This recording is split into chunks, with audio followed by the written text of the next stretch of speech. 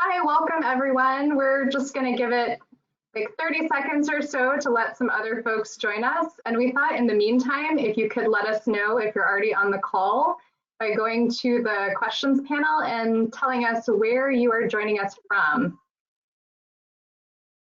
We can share out some of those responses. It's always fun to see where our callers are from. Yes. We have Chastity from Texas. Awesome. Say hi to my dad. He's in Texas. We have Robin in Chicago. Oh, man, you guys have the best ice cream, Jenny's. We have Jenny's here in Atlanta. I don't know if it's the same at all. I don't know. It's the same, and I need to go again. I've been once to the Jenny's actually in Los Angeles, but it's brand new, and I would love to do that again.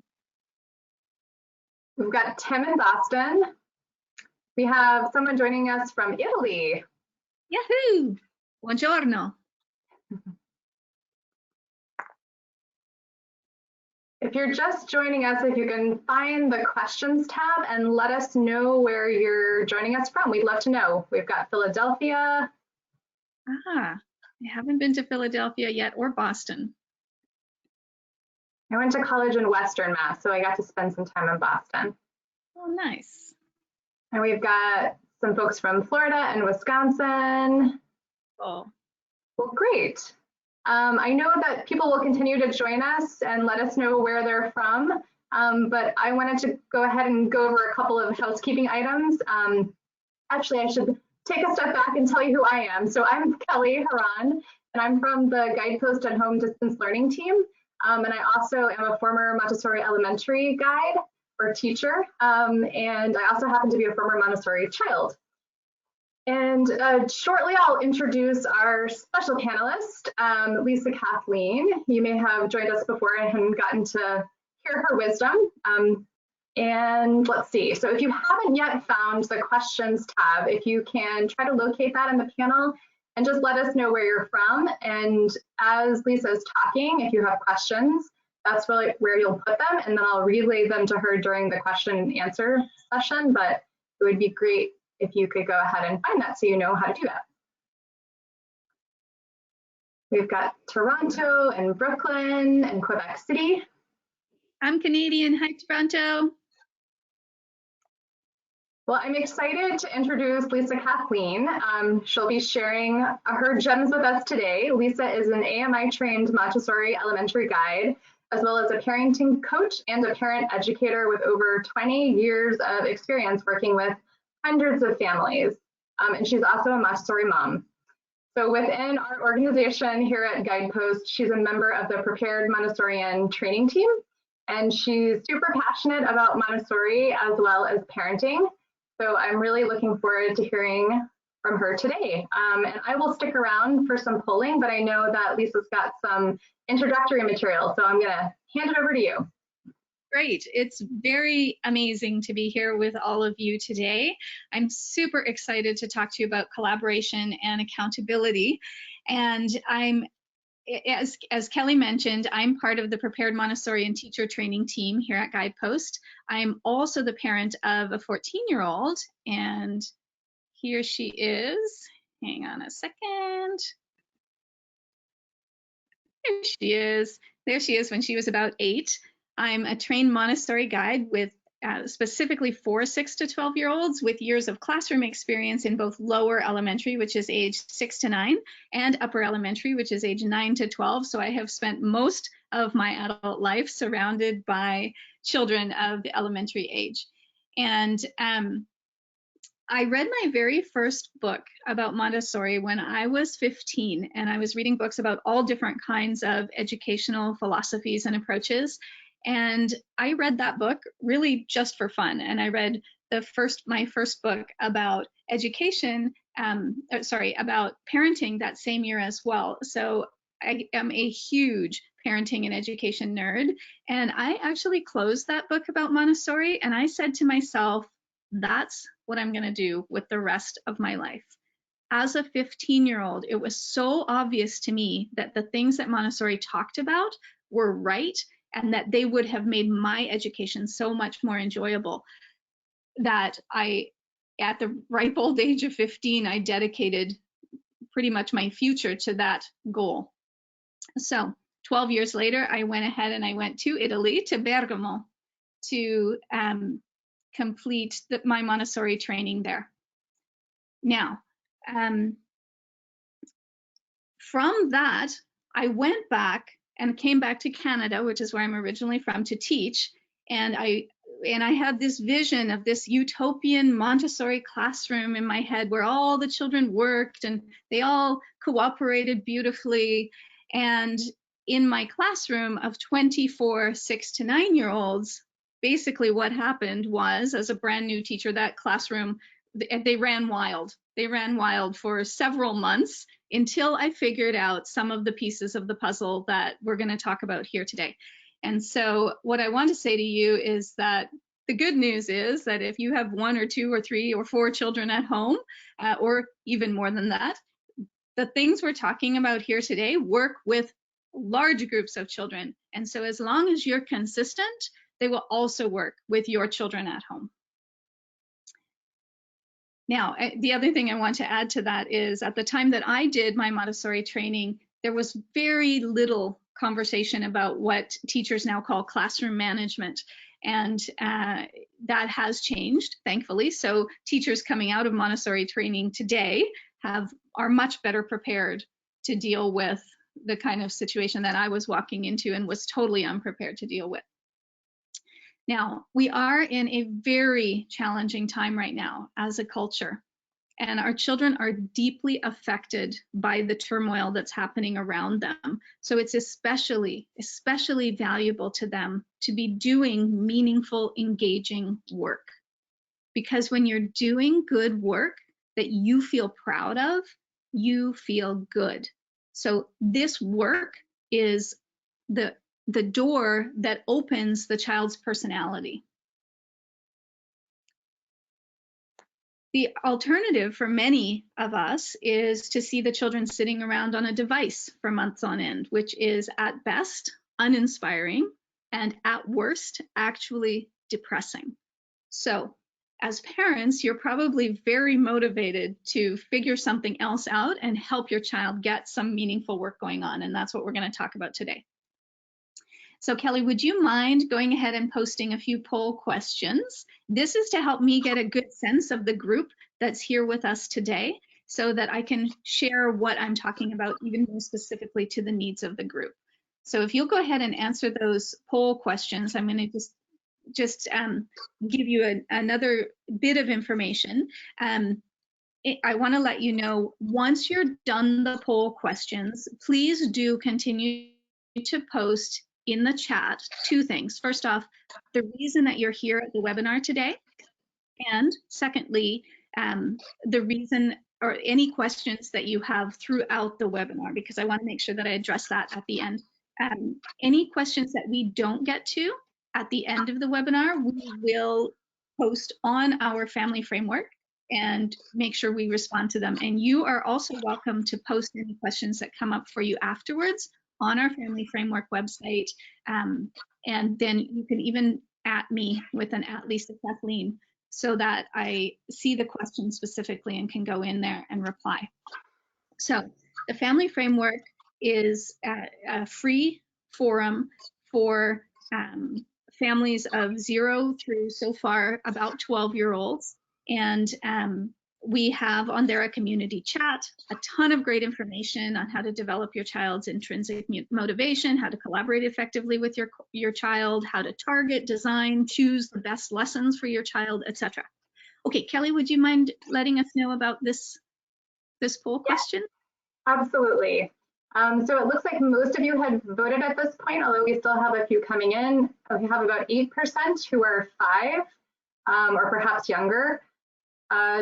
Roughly 62%, we'll say close to 2/3-ish, are between 6 and 7. Nearly half of our group is between 8 and 10, 12% between 11 and 12, and 4% other. Okay, got it. So that's very helpful. Thank you. Good. And I know you have another question. to post. Good. And as people are responding to this question, I'm going to also let you know that we have a couple of paid tiers as well on our family framework. The first includes access to our series of elementary Montessori at home lessons. That's called the Elementary Album, and it's a paid subscription. It's $99 a month for access to that. And then the second thing that we do have as a paid tier through our family framework is the option to actually join a virtual classroom with a dedicated guide and a specific cohort of students. So those are options on there as well. Go ahead, Kelly. All right, we have about 2/3 have voted, but I'll go ahead and share what we see so far, which is about 14% are homeschooling families, 45% attend a Montessori school, and 41% other. And again, those percentages are shifting as I'm speaking, so that might not add up completely. So those of you that I would love if you would also please pop in the chat what that other is, so that we can make sure that we're incorporating in our conversation. Thank you. And I think there's one more question, right? We do. We've got one more. Thank you. And then Lisa, you had asked for 2 additional follow-ups for folks to put in the question section, right? Like, why are they joining us today?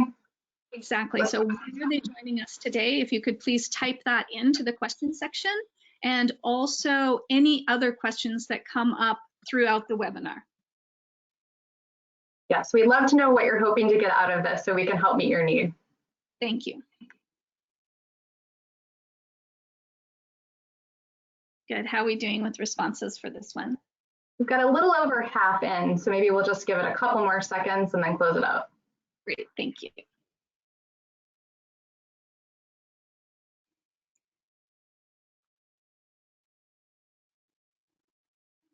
I think not everyone has voted yet, but I still have a pretty good sense. It looks like for 70% of the folks who are joining us today, their child's usual school is providing the curriculum. 15% have a Guidepost Elementary Album subscription. I'm going a little bit out of order by what's the most popular. 14% are other, and 5% are part of our full-day elementary distance learning program. And so far, nobody is using a homeschooling curriculum. Okay, so this is close that out. Okay, great. And let's switch back over to our screen here. Are you seeing it? I am. Okay, there's my daughter and I again, and we've gone through our poll information. So I'll go ahead and switch to kick us off. All right, so if you're at this webinar, there's a good chance that you have at least one child whose days are looking something like this. Basically, your child isn't getting any meaningful work done, or is getting minimal amounts of meaningful work done. And so today we're going to really look at this from a proactive perspective, how to collaborate with your child and then set up a system of accountability to create an overarching framework.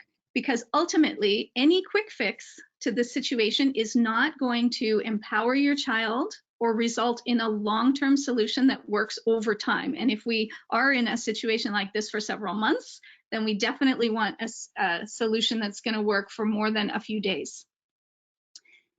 Now, motivation is really important here too. So hopefully most of you have watched our motivation webinar and are really thinking about. And the other thing that will be super helpful with that is the how to choose your lessons guide in our family framework, because that will talk you through what are the elements of a lesson that are going to appeal to a child of this age. So that's actually the first step. The work itself needs to be at your child's level and interesting to your child, and it needs to appeal to your child's developmental interests and their personal interests. So that's the first step, and that's what we're not going to address here today. I'm making the assumption that the work is interesting to your child, or you feel like it would be if they could kind of just get into it, but they're not getting much done, they're not focusing on it. Now, what we're going to do here today is look at setting up this accountability framework and we're going to weave in collaboration into each part of the conversation, because collaboration and accountability work together. So your accountability framework has to start with that collaborative agreement between you and your child, a basic agreed upon plan. Now, if you have the collaboration piece in place, your child will have buy-in, and buy-in is essential. Once you and your child are in alignment on what the goals are, the accountability piece helps your child to follow through. So collaboration brings you to buy-in, and then accountability supports your child to follow through with the work. So I want to speak first to collaboration. The 6 to 12-year-old is highly socially motivated. They want to work with others. They want to figure out how their personality relates to others. They are eager to take on new responsibilities because those responsibilities are meaningful in society. Montessori described the child under 6 as a child who's discovering their immediate physical environment, the home or the classroom, whereas the 6 to 12-year-old is discovering the world beyond the home, beyond the classroom. The 6 to 12-year-old is a child of the world, and a big part of their exploration is understanding how people act and how they interact, how they make choices, how they decide who they want to be in the world, and who they are in relation to others. So the elementary child has this driving internal force, a developmental need to relate with others and to discover how their personality interacts with others. So essentially, they have a driving need to collaborate, but they don't yet know how. So the tools that you're teaching your child as you work with her within your accountability framework are the same tools that your child will use in other collaborative contexts moving forward. And I want to make a note that the collaboration process that I'm going to share can be used proactively to plan a project together, or to decide where you're going on vacation, or to build a treehouse, for example. And it can also be used reactively to solve a problem that has come up. The process is essentially the same. This webinar is particularly going to focus on the proactive planning collaboration process, more so than the problem-solving process. So when we look at collaboration and accountability, each side has a couple of pieces. A solid collaborative process that results in clearly defined goals, and your child's buy-in is the starting point. Once you've got that starting point, now you can use accountability tools to support your child to feel that sense of accomplishment that comes from taking responsibility and following through on your own goals. So when you start with collaboration, you end up with buy-in. It's also important to note that the collaboration process that you're engaging in is to help you work with your child to define their goals, rather than imposing your goals on the child. It doesn't mean that you don't get a say in what your child's goals are, but the process is very different, and it feels very different to the child than a situation in which they're told what they're going to be doing. So the key here is that your child becomes accountable to herself, to her own goals. The mindset you want to start with is keeping this conversation in your mind. What are your needs? What are my needs? And what can we do that works for both of us? If each time that you come to your child with a problem to be solved or a plan to be made, if you've got this in your mind, your child is going to be much more open and willing to cooperate with you and come to solutions. This is the the mindset that's focused on finding a win-win solution in any situation. And we're going to talk about 4 specific accountability tools and how collaboration makes each one of them work. So here are our accountability tools. We're going to talk about building a shared vision, using the work journal, coaching your child, and then how to balance choice and responsibility with your child.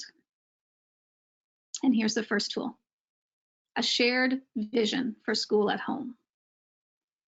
Once you have agreed upon ideas and an agreed upon vision, it's a lot easier to calibrate on a daily basis to that vision because you have somewhere to start and you know where you're trying to go.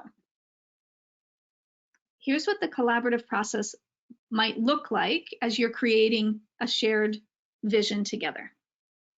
So there are basically 4 early steps to the collaborative process. The first is to articulate the situation together. So I strongly recommend writing it down. So include any specific challenges that are happening. It might sound something like this. We're all working at home together. Everyone needs to get their work done, and mom and dad aren't always available to help kids these days. Mom wants to make sure that Jessie and Ayan are doing interesting things. Dad wants to make sure that the kids are keeping on track so that school in the fall will be easier and more enjoyable. And mom and dad both want to make sure that Jessie and Ayan are healthy and happy. So you might have this original articulation. Be sure then to ask your child or children to articulate the situation in their own words. And it might be shorter than your articulation, but it's probably going to be really to the point. For example, Jessie and Ayan are frustrated because mom and dad yell a lot when Jessie and Ayan don't finish their work. So now you know what your situation is. You have a new scenario, you're all at home together, there may be some challenges involved that you've already identified, and you need to figure out what you're going to do, what it's going to look like. The second step is to brainstorm solutions together and brainstorm ideas together. So you're coming to the end of the articulation and you're declaring, we need a plan. Let's come up with possible ideas. To inspire open-ended brainstorming, you really want to start with open-ended questions. So questions like, what are some things that you want to include in school at home? What's important to you with school at home? You're going to add your ideas as parents, and your children are going to add their ideas as well. It's very important in the brainstorming process that you include all the ideas, even the ones that you would never agree to or that your child would never agree to. And it's very helpful to include some really silly ideas to make this possible. So for example, mom and dad just keep yelling all the time, or Jessie and Ayan play video games all day long. So you can add those to your list as part of your brainstorm. The next step is to discuss each one of the ideas that has come up. When you're finished a thorough discussion of each idea, you can go through and everyone can mark off which of the ideas they would agree to. Then sit down and choose which ideas you're going to start with. You might have 1 or 2 ideas that you think are important. In the case of creating a family vision, you're probably going to have several ideas that are important. And at this point, some of you might be thinking, okay, my child's going to be the one who says, I just want to sit around playing video games all day. But I guarantee you that if you start with this collaborative conversation, you will discover that your child has more opinions and ideas than you think, and is interested in doing lots of different things and incorporating lots of different things into the at-home learning scenario. So once you've discussed each item and you've agreed on some of them, choose your agreed upon ideas, finalize them, and then write them or print them up beautifully and have everyone sign. I'm going to share a couple of examples of what this might look like. This is a mission statement from one of my elementary classes years ago. Now, I am using mission and vision kind of interchangeably here. You might have a more technical knowledge of that. You can choose either term or whichever term you feel like fits your situation better. But just be clear about what you're trying to create. So these are a few of actually 14 points that the children in this class came up with. This class really had a lot of ideas about what they wanted in their classroom. So we help the environment by recycling everyday products. We have a clean, neat classroom. We are a respectful class. We're a happy, friendly class. We're hardworking, productive, and concentrated.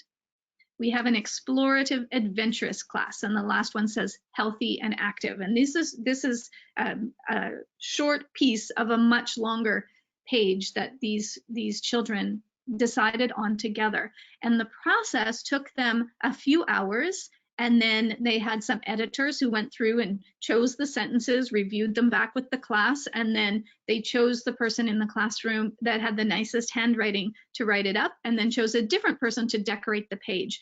So this was something that the children worked on over a period of time.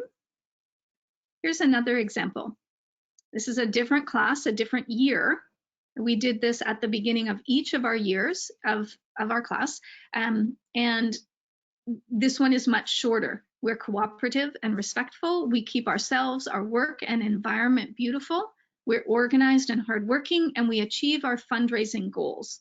We do group activities, and we are healthy and adventurous.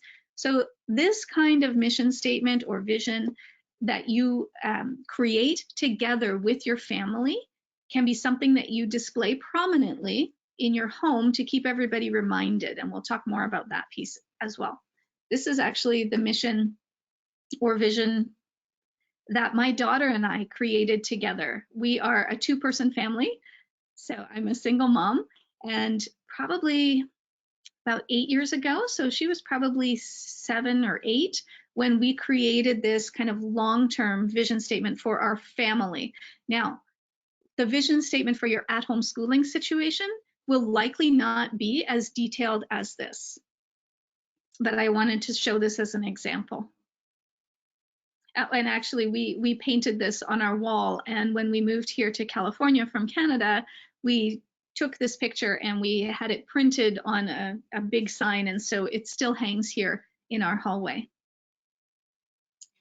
Now, once you have your vision created, the next piece is to focus on some accountability steps. So when your vision is new, especially, I recommend displaying it prominently and then actively reviewing with your family, with your child or children, at least once a week to see how it's going and to identify areas that you can all improve. Now, remember that part of the accountability piece in this situation is that you need to demonstrate that you are willing to be accountable to your shared vision. If fun, for example, is part of your school at home vision and you are naturally very serious, you need to demonstrate to your child in good faith that you are willing to make an effort to be more fun, for example. So when you're reviewing, start by reviewing points that you know you can work on. That will show your child that we're all working together here and I'm acting in good faith. And then you're going to adjust. You might find something, maybe you came up with a plan that you would be, maybe you got too specific in your initial vision and said, we're going to exercise for an hour every day, and that's just not happening. So you might want to adjust, and you can say, we're going to exercise, 3 times a week, or we're going to exercise 20 minutes a day, or, do your adjustment as necessary. And this is true for this same process of those initial collaboration steps, and then the follow-up accountability steps can be used for any size of a problem or a plan that you're creating together as a family or even as 2 people. And I want to talk about how accountability and follow-up then looks to this. And these children are a bit young They're not elementary age children, but I really loved the way that this mom is sharing the information. You can really see in her face how she's talking to her child. She's down on her child's level, but I can imagine that she's saying something like, hey, we all agreed that we want our school at home environment to include respect for everyone. Please speak in a kind tone to your brother. Yeah, so that's what accountability looks like. Once you've decided something together, you hold your child accountable. You say things like, you told me you would do this, and I did my part. You asked me to bring the timer in, and I brought it right when you needed it. Now, it's your turn to do your part. So that accountability conversation is that kind of follow-up to the initial collaboration process. Here's our second accountability tool, your child's work journal. This is a daily tool that can help keep your child focused and help your child notice trends in their work habits. Again, your child is learning to be accountable to her own daily goals and to direct herself to use her time in ways that she wants to use it. Your child's work journal is a place where your child makes a list of activities at the end of each school day or in the morning that she'll work on that day.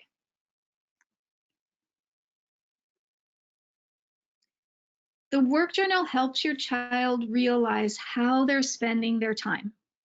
So this young man here may be copying down the title of a lesson that he's about to complete in the elementary album. So he would write the date, then 9:18, lesson, multiplication with zeros in the multiplier. When he's finished the lesson, he'll write the time that he's done. Later, he can go and see, I did 6 problems in 25 minutes. That means it took me about 4 minutes to do 1 problem. Now he can be more predictive about how he's going to want or how many problems he's going to want to choose to do on another day. So when he's finished, he's going to write down the time that he's done, and then he'll write the time that he starts the next activity. So it might be 9:35, following the, the timing of the lesson might have been a few minutes, and then the timing of the follow-up from the lesson might have been a little bit longer, the actual time that he's doing multiplication problems. So younger children will use their work journal primarily in this way for record keeping, simply to say, this is what I did, this is what I did next. Older children will use the work journal for more and more detailed planning as well over time. So the very youngest child, around age 5.5 or 6, may simply work collaboratively with you during your daily wrap-up meeting at the end of each day or in the morning to write a list of lessons and activities and then to check them off. And they may then just transfer any unfinished item to the following day's list. But once your child is writing, your child can start by recording start and end times of each activity they work on in the day and a brief description of the activity, whether it's a lesson, snack, lunch, outdoor time, any kinds of work, and the names of the work that they are doing. By the time the child is 12, if they've been working with a work journal regularly, they can typically plan out more complex projects over longer periods of time. So let's say that they're doing a detailed follow-up project on a section of Montessori's Timeline of Life, for example, which is one of the favorites of children of this age. So maybe they're exploring the Cretaceous period. They might plan out several steps to their project, including research. Maybe that's week 1, discussing who will work on which parts of the timeline. Once they've finished their research, they can work together and during week 2, make a plan together. Then maybe in week 3, they plan the presentation with a PowerPoint and a paper mache dinosaur to demonstrate distinctive characteristics of the dinosaurs during that period. Then they might use their work journal to schedule with a partner to meet 2 or 3 times a week to follow through.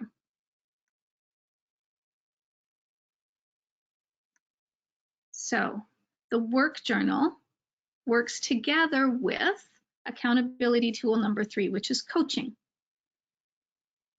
What I love about the coaching role is that it really, if you think about your role as a coach, it puts you in quite a different position than in the role that we might describe as a teacher.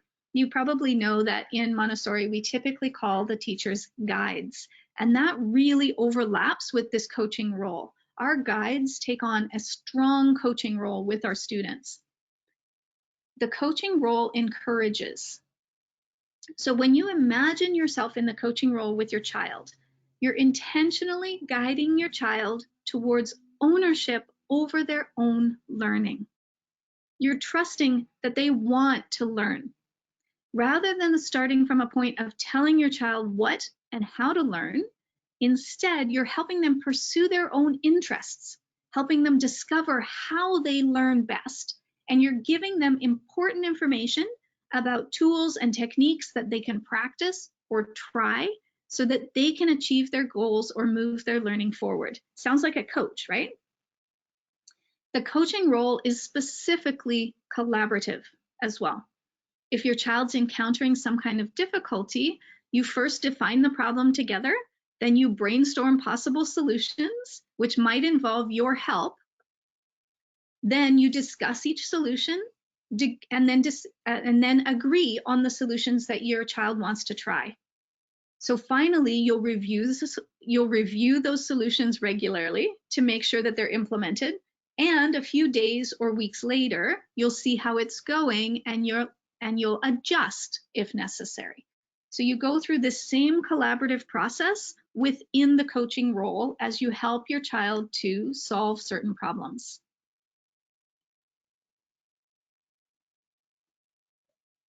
The key here is that you're helping your child to set and achieve their own goals. Here are some of the conversations you might engage in the coaching role. Is there anything you need to finish up today? So you're drawing that out from your child rather than imposing it. What are you finding most challenging right now? You're opening up the conversation that it's okay to find some things really hard. Let's figure out how you can get through those things. Or, I noticed that you did your math facts without a reminder today. So this is a specific acknowledgement that your child has met some goal that they've set for themselves. Or a tip, a trick, a technique. Let me show you how to color code your work journal so you can see better how you've been spending your time. Oh, look, you have math here in yellow every single day, but I see that your writing practice is only happening about once a week. Is your math improving? It is, isn't it? It's really improving rapidly. How about your writing? Not improving so much. Maybe this blue line here for writing, you could place that, you could work on having a blue line every day instead of just once a week, and then you'll see more improvement. Or if you're having a tough time getting started, it can help to figure out the next small step. So all of these kinds of tips, tricks, techniques that we all as adults use to keep ourselves organized are things that you can coach your child on in their journey towards personal accountability.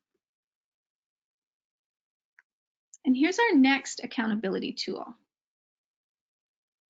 engaging with choice and responsibility.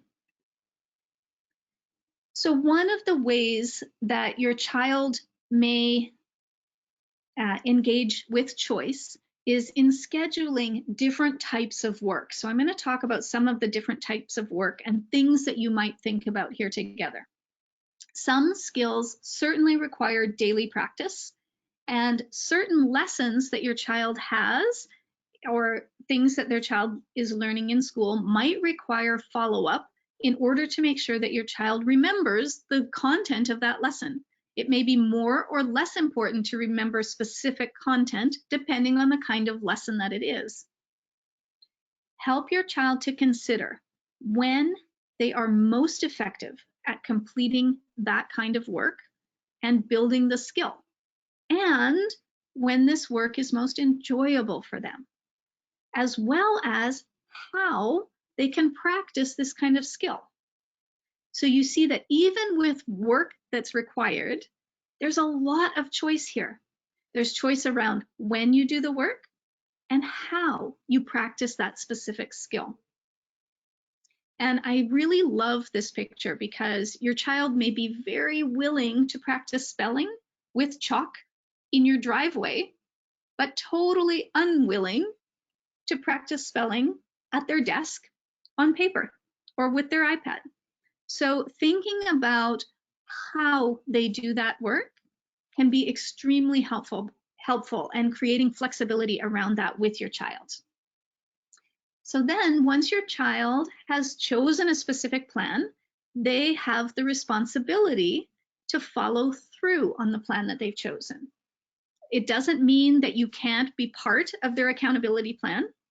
Your child may want you actually to give them a reminder each time, or hand them the timer when it's time for them to start the work, for example.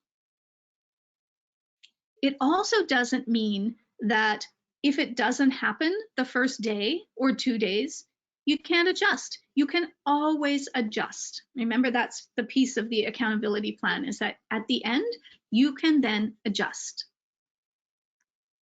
Let's talk about another kind of work that your child might be scheduling.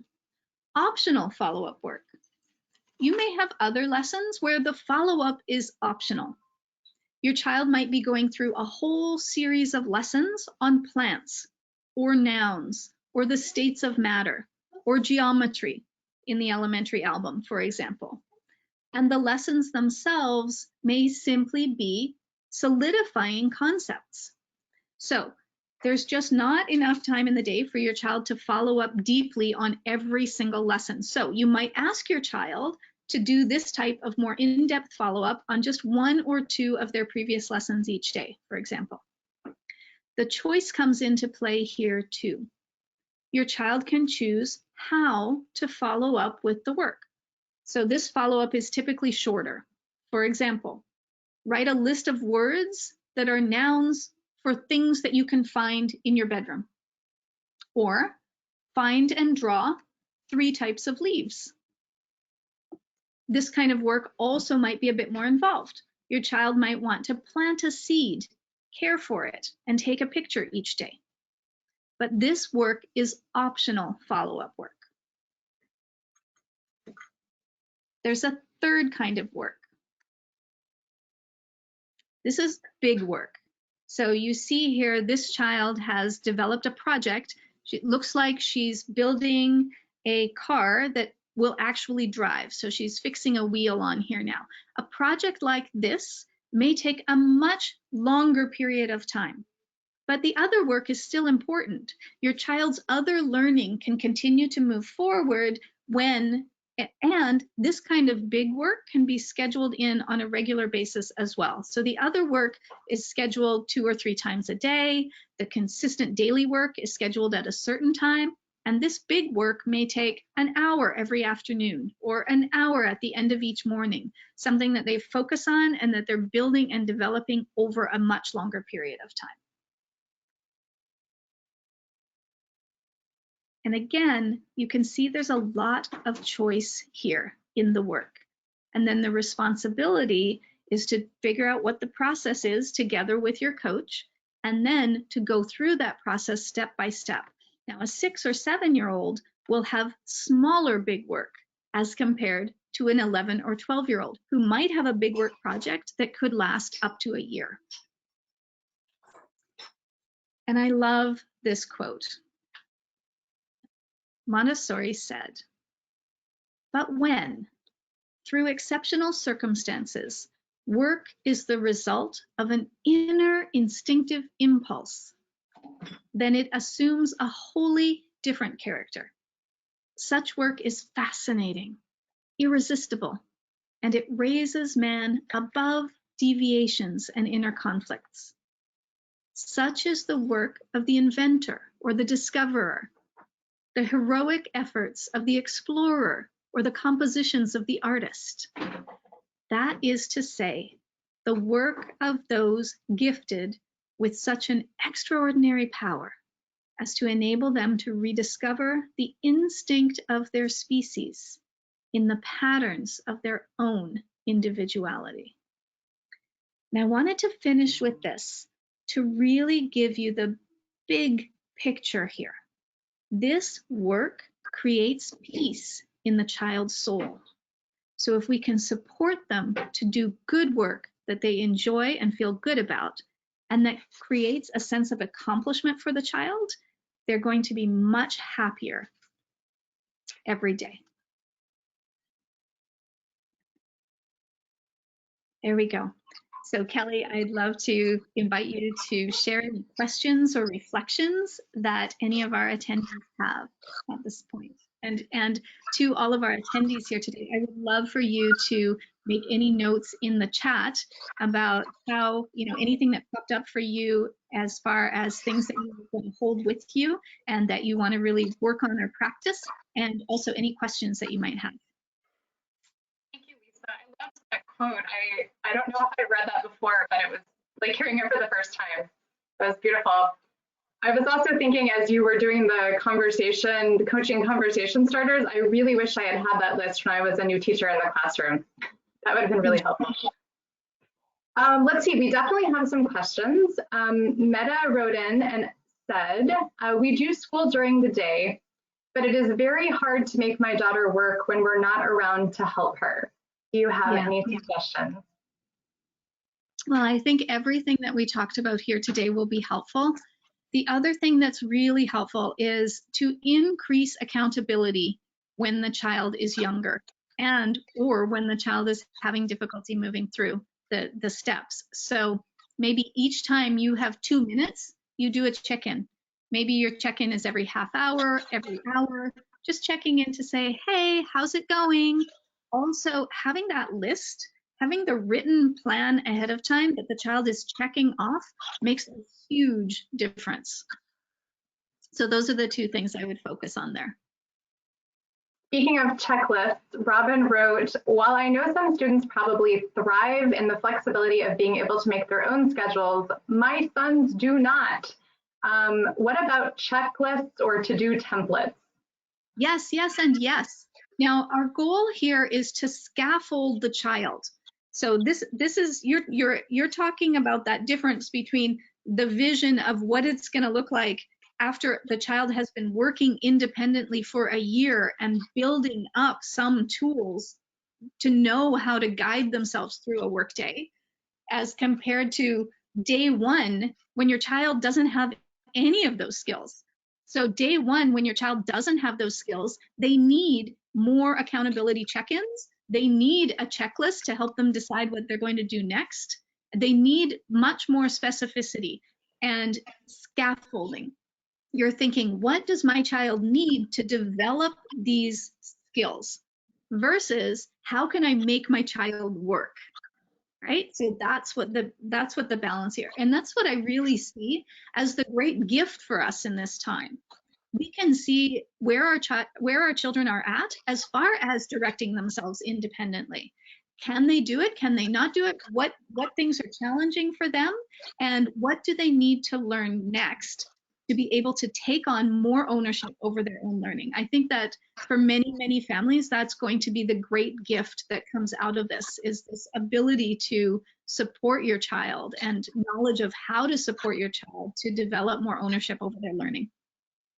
I know there were always, a handful of children in my class that needed support for a longer period of time. And so sometimes that, might even last a year or two. And then in that final year, they would finally have that skill set. So don't lose hope. keep at it. All right, Jihan wrote, and she said, or he, sorry, I'm not sure, I would like to know what is the best way to break a negative cycle when it starts. For example, my son was refusing to work in the past few days, even though we agreed on the time of the work. He doesn't respect it and also doesn't get things done. We start arguing continuously, and I have difficulties breaking this cycle and restart working with him and motivate him to get things done. Any advice? Yeah, I guess my first question, I'm sorry we don't have more of an interactive framework here, because I would love to ask you, have you already created that overarching vision for your time at home together?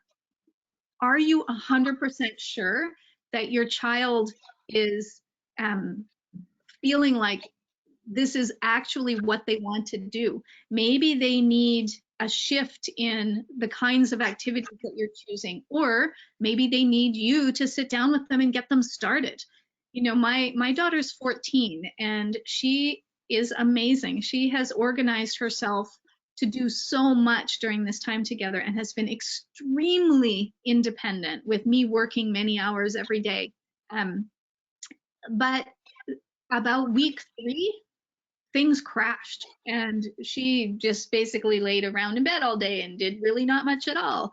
But with consistent reminders and encouragement to bring it back on track, she has been able to do that and to bring it back on track and to kind of start to meet some of those goals again. So there will be ups and downs. Children change over time, and their situation in the environment changes over time.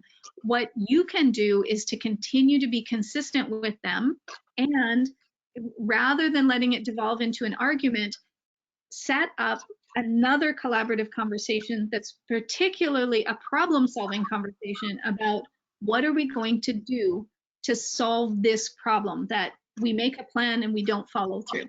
How can I help you to follow through with the plan that we've made? Do we need to change the work? Do we need to have more frequent check-ins? What can we do to make this work better that works for both of us? I hope that's helpful. Great, thank you. Dora said, my children's Montessori school has reopened, but my husband and I have chosen to keep our children home. Children who stay home are required to complete certain essential work and submit them to their guides via Google Classroom.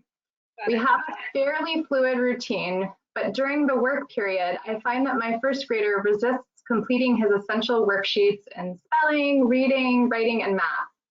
How can I encourage him to willingly pick up these worksheets and complete them?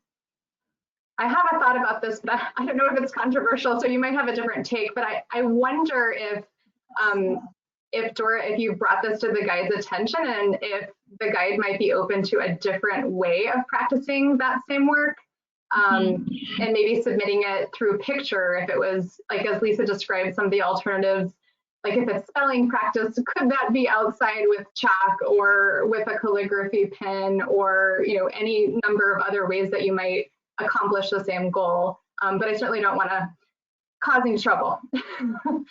I was actually going to say exactly the same thing.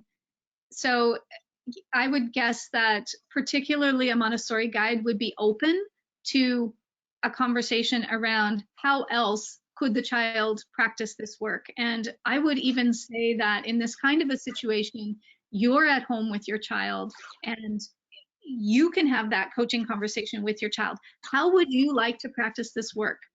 Here's one option, is this worksheet. Let's see if we can think of 5 other ways that you could practice this work. And you can choose any one of them, or the day of, you can come up with some other idea. Then we'll report back to your guide with, how you practice this work. And so I really think that in this time particularly, you can certainly open up that conversation with any teacher, and they will be likely to be extremely understanding and very supportive. That's my guess. That's my hunch too. Let us know how that goes. Yes. I have a couple of questions about work journals. Janelle asks, work journaling is still hard for him. He is absolutely capable, but it takes a lot of time. Yeah. Do I power through, or suggestions like, do I write the title for him and have him fill in his discoveries and learning? Yes, scaffold, scaffold, scaffold. So if the work journal is a barrier to doing good work, then help with the work journal. So maybe you'll for sure write the title.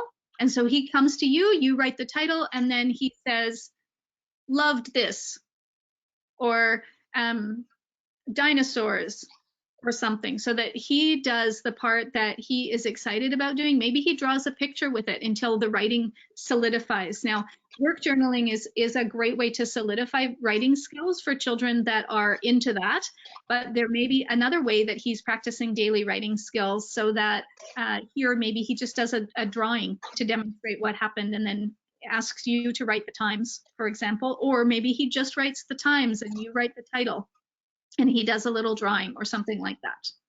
I know sometimes for the children in my class who were younger, I would sometimes write the name of the lesson or the follow-up work if that was, maybe they didn't know how to spell it and that was the stumbling block. And then they would sometimes add the details, like, you know, I did 4 fraction problems, or even just write the number just to get them going. Yeah. All right, let's see. I was trying to find my other work journal question. Oh, there it is.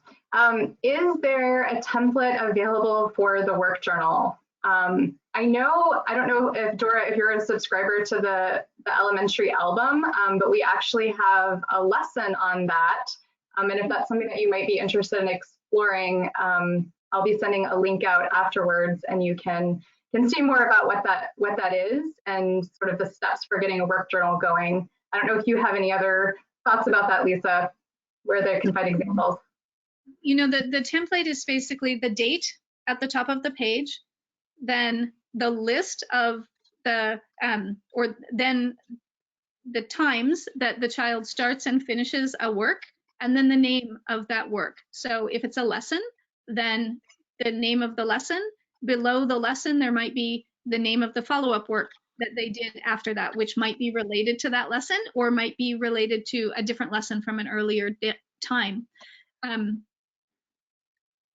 So the concept of the work journal is that it is really focused on the child doing the recording. So what you typically don't want is kind of a printed page that the child just fills in the blanks. If you do something like that, it should be with the understanding that this is temporary, again, scaffolding, and that, you know, once you get the basics down, then you'll be doing this on your own. I will also say 2 things that might be helpful for the work journal. The early work journal, as I mentioned, may simply be a list of activities for the day and the child checking those off. Ideally, fairly early on, they'll be writing down what they actually did, but if they're not writing yet, that's a lot trickier, especially if parents are engaged in their own projects or their own work. The other thing that your work journal might include is typically at the very back of the work journal, a list of lessons that the child has engaged in, so that at any point, if they're looking for a follow-up work or they're not inspired by any of the work on their list for that day, they can flip to the back, go through some of the lessons that they have taken, and then come up with a follow-up work to one of those lessons and add that in for today or for a future day when you're planning with them. I feel like this hour has flown by. I'm going to share one parting comment, and then we can say our goodbyes. I know we had a couple other questions, so if we didn't get to them, please do join us in the Elementary Family Framework in the community post section and repost your question there, and we can get to it. So Robin, this is so helpful. It's such a great reminder to reframe the conversation with a focus on the joy of learning. It's also refreshing to know that you're experiencing ups and downs with your child. I feel like I've gotten so frustrated by constantly asking my son to get out of bed and nagging them about whether or not they're on task. I know this is a hard time for everyone, so I want to not be giving them, so I want to not give them time to rest and play, but I also want them to be productive. And I'm not 100% certain that that's their learning goal. If the learning vision is not shared, how can the youth feel a sense of ownership when they have no choice and don't really want to do anything? So I thought that was a nice way to wrap up. Yeah, exactly. Thank you so much for sharing that. Well, thank you, Lisa. Yes, this was a pleasure today, and I'm looking forward to seeing the conversation that comes from this conversation on the Family Framework. Again, the platform is free, So come on ahead and join. And then if you want to upgrade to either of the paid tiers, you can certainly book a time with one of our elementary parent concierges to talk you through what would be the best option for your family and for your child. But we're excited to see you there. Have a great day. Thank you. And if you're not sure how to get there, I'll just add it's at elearning.guidepostathome.com. Scroll to the bottom and select the free elementary family framework. So we'll see you there. Thanks, everyone. Great. Thanks, Kelly. Bye-bye. Bye.